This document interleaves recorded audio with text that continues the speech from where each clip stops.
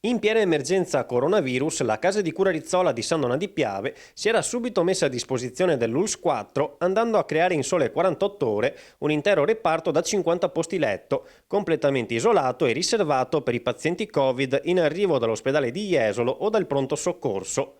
Il nuovo reparto era stato ricavato da quello di medicina geriatria, affidato a circa 40 persone, tra medici, infermieri e OSS, appositamente formate per gestirlo.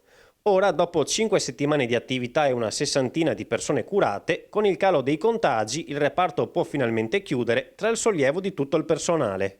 L'esperienza è stata, dal punto di vista sanitario, è una cosa nuova, una patologia nuova a cui non eravamo abituati e che purtroppo dovremo, penso, abituarci. C'è stata una forte e importante collaborazione col pubblico, abbiamo dovuto affrontare un problema nuovo, quindi le cose nuove sono sempre, ti lasciano qualche difficoltà e abbiamo avuto la massima collaborazione sia da parte della dirigenza dell'ULSS sia da parte dei medici del pronto soccorso e anche del trasporto malati.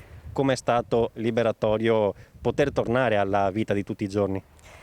Beh, è stata una sensazione sicuramente bella, perché non è stato un periodo facile, sono state 5 settimane di isolamento totale. Per qualcuno di noi è stato anche un isolamento a livello familiare, perché è rimasto da solo a casa per mettere in sicurezza anche i familiari e quindi non è stata una situazione automatica e spontanea da gestire, perché andava completamente fuori da quella che era la quotidianità del lavoro in reparto. Tornare alla normalità è sempre bello.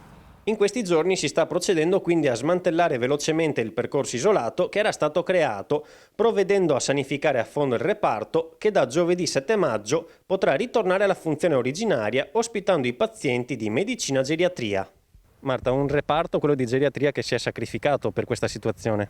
Sì, indubbiamente, perché il personale è stato formato nel giro veramente di poco tempo e ho visto un impegno da parte loro impressionante. Non si sono risparmiati, sono sempre rimasti disponibili a tutto e a tutti e soprattutto perché le disposizioni cambiavano di giorno in giorno in base alle direttive che arrivavano dall'ULSS, dalla nostra direzione, e quindi veramente devo dire grazie a tutti loro, perché senza di loro il reparto Covid non sarebbe esistito, non sarebbe durato, e grazie anche comunque a tutti quelli che ci hanno dato una mano da fuori, perché comunque noi eravamo in isolamento, quindi noi facevamo il nostro da dentro, però ovviamente c'è stato tutto un lavoro d'equipe, d'insieme, da fuori, che ci hanno sostenuto e ci hanno aiutato.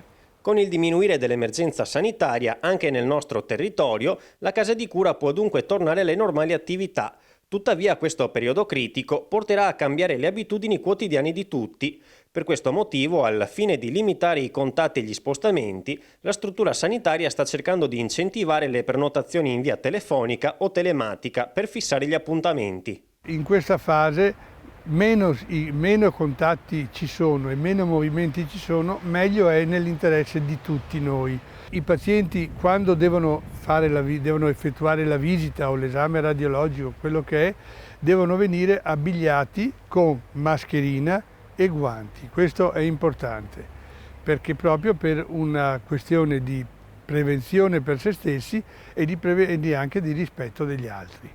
Questo periodo però non ha lasciato solo brutti ricordi, è stato infatti segnato anche da tante dimostrazioni d'affetto sia dalle forze dell'ordine quanto dai cittadini e delle attività del territorio.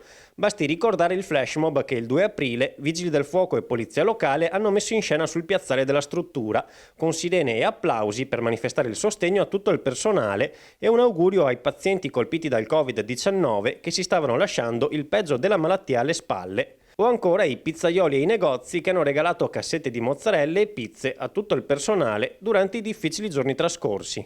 Questa è stata una cosa molto bella, perché dimostra che c'è un tessuto vivo e che è vicino anche a noi.